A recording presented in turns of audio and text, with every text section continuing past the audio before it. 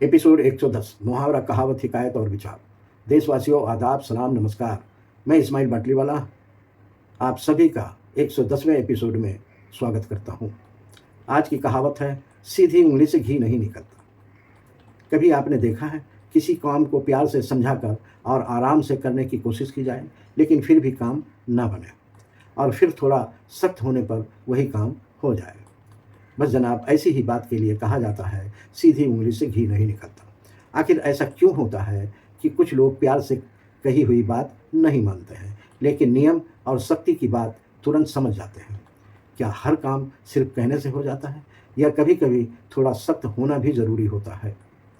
कहावत का मतलब, सीधी उंगली से घी नहीं निकलता है का मतलब है, कुछ काम सिर्फ प्यार से या सीधे तरीके से नहीं होते हैं। उन्हें पूरा कराने के लिए कभी कभी सख्ती और मजबूती से बात करनी पड़ती है। यानी समझाने से बात ना बने, बार बार कहने का असर ना हो, बार बार कोशिश करने पर भी काम ना हो, तब थोड़ा सख्त रवैया अपनाना पड़े। इसी को कहते हैं, सीधी उंगली से घी नहीं निकलता है। ये कहावत हमें सिखाती है कि हर हालात में एक जैसा तरीका नहीं अपनाना चाहिए। जहाँ प्यार और समझने में काम हो जाए, वहाँ सख्ती की ज़रूरत नहीं, लेकिन जहाँ लोग अपनी जिम्मेदारी न निभाएं, वहाँ थोड़ा सख्त होना भी ज़रूरी हो सकता है। इसलिए कहावत आज भी खूब बोली जाती है। ये कहावत तब कही जाती है जब किसी काम के लिए बार बार कहना पड़े, प्यार से समझाने का असर न हो, कोई अपनी जिम्मेदारी पूरी ना कर रहा हो, सख्ती करने के बाद काम हो जाए। ऐसे समय लोग कहते हैं, सीधी उंगली से घी नहीं निकलता है। रोजमर्रा के उदाहरण। उदाहरण नंबर 1, एक किराएदार कई महीनों से किराया नहीं दे रहा था। बार बार समझाने पर भी बात नहीं बनी। जैसे ही उसे कानूनी नोटिस मिला, उसने पैसा दे दिया।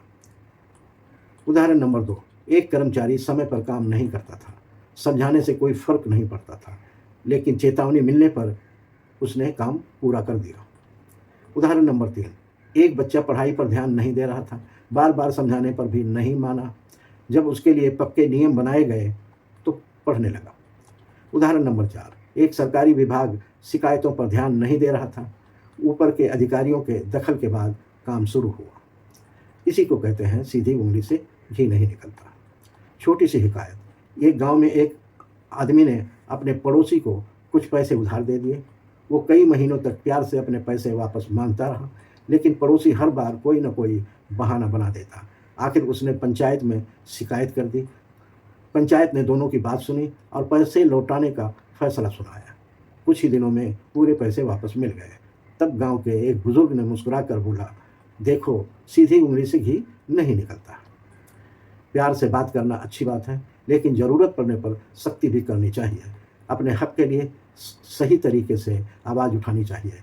हर समस्या का हल हालात देख कर निकालना चाहिए। सख्ती हमेशा आखिरी रास्ता नहीं होनी चाहिए। इस कहावत से हमें ये सीख मिलती है कि ज़िंदगी में संतुलन बहुत ज़रूरी है। ना हमेशा बहुत सख्त बनना चाहिए और ना इतना नरम कि लोग हमारी बात को गंभीरता से ही ना लें।